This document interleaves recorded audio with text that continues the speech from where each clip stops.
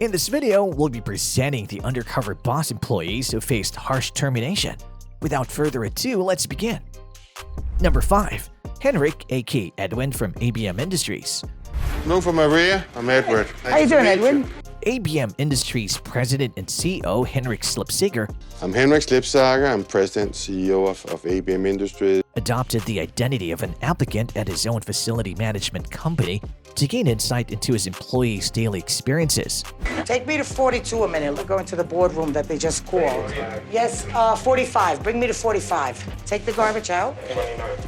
Assuming the name Edwin, he underwent application and training as an airport shuttle driver under the guidance of another driver, Kenny. Good morning. Good morning. Kenny. Hey. When Kenny judged Henrik to be prepared, he allowed him to take the wheel of the shuttle. Here goes your uniform here. Just want to go step inside there and get changed, and we'll go from there. Today we'll focus. However, Henrik's performance faced challenges as he made continuous mistakes, with Kenny promptly pointing them out and providing corrections. So you ready? Yes, sir. No, you are ready. You are ready. Let's go. Let's get this. Oh, yeah. All right, go slow. Watch the curve.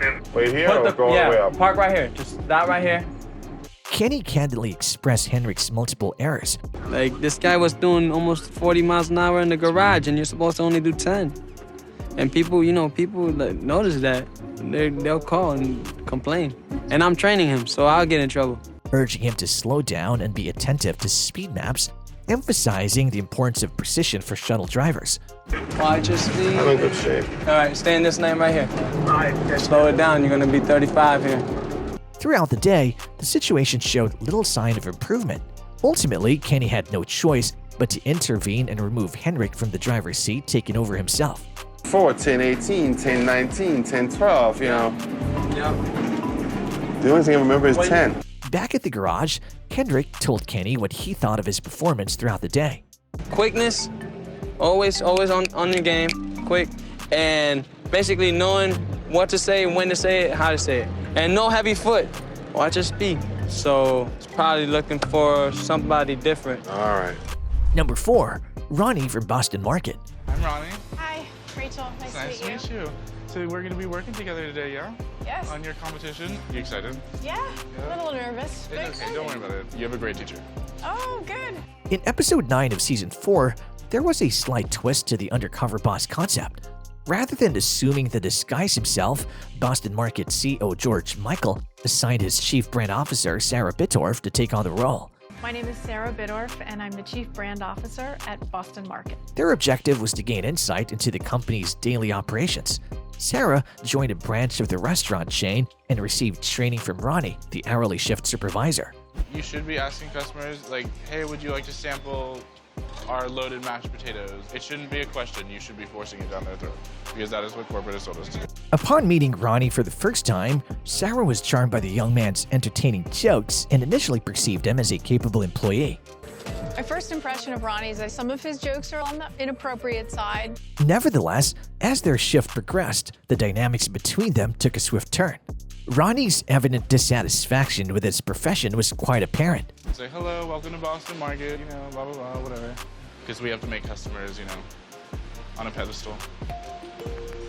Though concerning, it seemed salvageable. However, what proved to be a deal breaker for Sarah was the subsequent problem that arose. Unable to hold her tongue any further, Sarah chose to have a private conversation with Ronnie and discloses her identity at that moment, after enduring his insults towards their customers. So, Ronnie, I wanted to reintroduce myself to you. I'm not actually Rachel. Who are you? My name is Sarah Bittorf, and I'm the Chief Brand Officer at Boston Market. Sarah criticized Ronnie's attitude towards their customers and told us that service should be their #1 priority. However, Ronnie didn't really seem to care, leaving Sarah with only a few options. Number 3. Jose, aka Manny from Mastech. And I'm the CEO of Mastech. Mastech's an infrastructure construction company. Mastech CEO Jose Mas assumed a clever disguise to personally experience the operations of his telecommunication and energy systems construction firm. Adopting the alias Manny, he humbly apprenticed under the foreman Hugh. I'm Hugh. Hey, Hugh, how are you? I'm Manny. Oh, you're the new guy. I'm the new guy. I'm the foreman of the crew out here. All right. Let me get you After signing necessary waivers, Jose promptly engaged in the hands-on tasks assigned to him. After explaining the job to Jose, Hugh decided to join him on his first task. Or it won't damage the structure, won't damage the bases and stuff like this, and that way everything's cool, all right? Due to Jose's inadequate performance in the metal rod position, Hugh opted to assign him a different task. Hugh decided to stop him so Jose wouldn't hurt himself or anyone else on the job site. Number 2. Shoppers World. I'm Sam Duche, and I'm the president and CEO of Shoppers World. Sam Ducci, the president and CEO of Shoppers World, took on a covert mission by going undercover at one of his chain's discount department stores. His purpose was to utilize the show as a platform for understanding how they could enhance their systems. Despite feeling prepared for whatever challenges he might face, Sam was taken by surprise when things quickly began to go awry. Within an hour of Sam benign in his own store, someone already stole merchandise. Right there.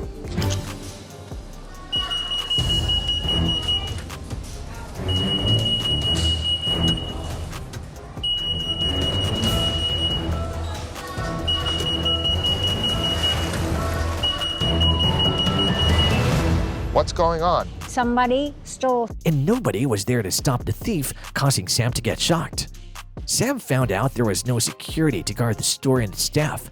We're the security. I'm in total shock. And while investigating deeper into the problem, he found out the problem is worse than he had expected. Sam didn't hesitate to call the owner of the store to make sure things were going to be changed. Something needs to change immediately. Hello? Mark, Yes, sir. How are you? I'm not happy. What's wrong? Do you realize they just got robbed? I was just in this store. Yeah, I had no I idea. watched it. I wasn't even in the store for over an hour, and there was already a thief. While not explicitly depicted on screen, it can be reasonably inferred that several individuals lost their employment due to the deplorable condition of the store where Sam was employed. Number 1. Jacqueline from Retro Fitness. You must be my contestant. I am. All right, well, nice to meet you. Eric Casaburi, the CEO of Retro Fitness, I'm Eric Casaburi. I'm the founder and CEO of Retro Fitness. assumed the role of a front desk associate at one of his franchise's branches. On his first day as a new employee, Jacqueline was responsible for training him. How are you? Hi, is Jacqueline here? That's me. That's you? Hi. Jacqueline How are Barry. you? Nice to meet you. Nice to meet you too. She promptly acquainted him with his tasks and responsibilities in his new position. Upon hearing Jacqueline speak, Eric immediately discerned her lack of appreciation for her job. Most of the time, I'm kind of just like this. Here, all right. Someone walks in. Hey, how you doing? He attempted to address the issue by suggesting that her attitude could be detrimental, but she simply shrugged off his comments. Actually, never happens to me. People love to interrupt here. People love to. As the day went on, things only continued to worsen. Jacqueline disregarded the correct protocols and insisted on doing things her own way, further compelling Eric to comply with her demands. You guys I dump make it out. samples out of that? You don't offer I it to the just- member nope, at all? You just dump it out. Dump it out. If they want it, they can take it, but if not, oh well. Later, Bob uncovered who he actually was and called in Eric, the franchise owner, to see if they could work things out. Hey, Eric.